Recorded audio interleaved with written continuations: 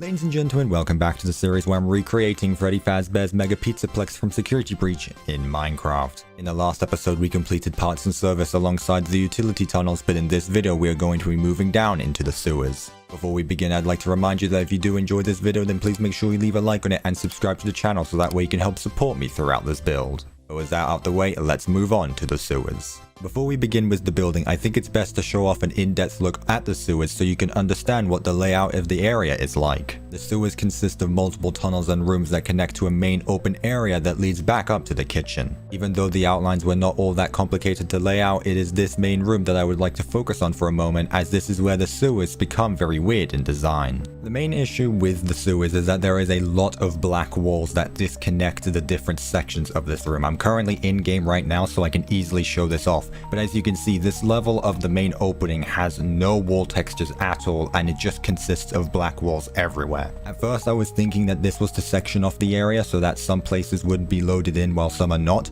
but there is obviously not the case, as if you go through here, you can see that the rest of this main sewer area is still all loaded in, even though we are way down here and we are back up here. So it has nothing to do with loading in the different areas. Personally, this takes me away from the sewers experience, as there obviously isn't just solid black walls supposed to be surrounding this area. So what I've decided to do is replace all of these black walls with a continuation of this stone texture you can see right here. So this wall is going to be continuing on surrounding this area here, as this black wall, I really do not want this to be in the building. And you can see if you go through, it shows off this area, but it's not connected to it at all, as this section is different and also has a ceiling up above. And once again, this area is completely separate to the area up above, but is still loaded in at the same time. Even though the sewers are separated by these black walls, these are obviously not going to be in the Pizzaplex build when we recreate it in Minecraft, because as you can see,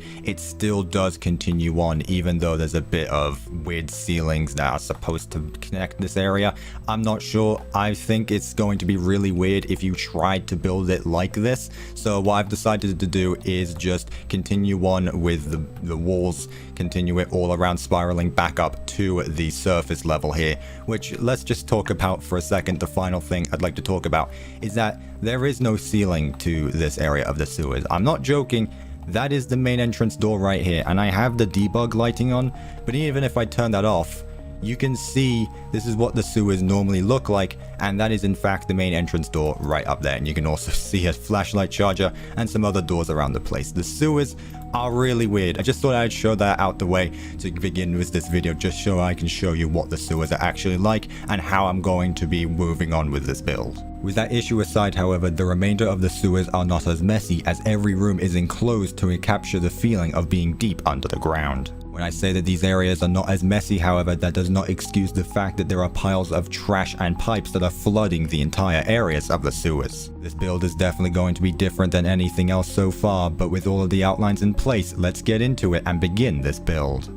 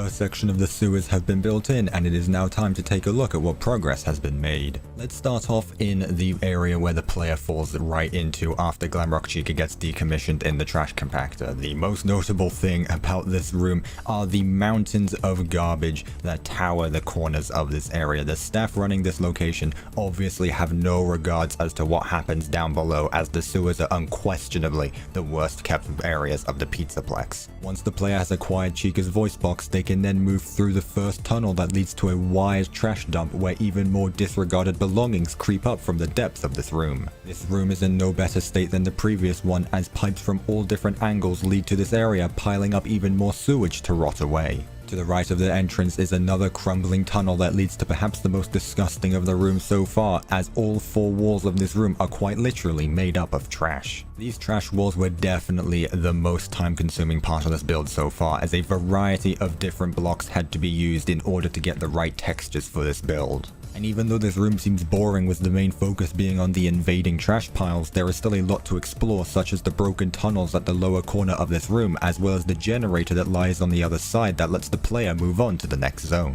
With this section now finished, it is now time to move on to the opposite tunnel that leads to the main sewer area that I brought up at the start of this video. The second part of this build is going to be more focused on the bottom part of this main hub area, and we can see right here that this area is going to be sectioned off into two separate pieces, one being this main wall face right here, and then all of this area will be covered around. We will leave the rest of this area to be for the third section when we move on to up here, but for now we are going to be focusing on this main face of this wall right here, a little bit of the starting staircase that leads up to that doorway, and of course we are going to be moving on to the iconic trash caves that Chica prowls around, where you can find the generator that leads up to the next level of the sewers. So with the plan of action out of the way, let's go ahead and get back into the build.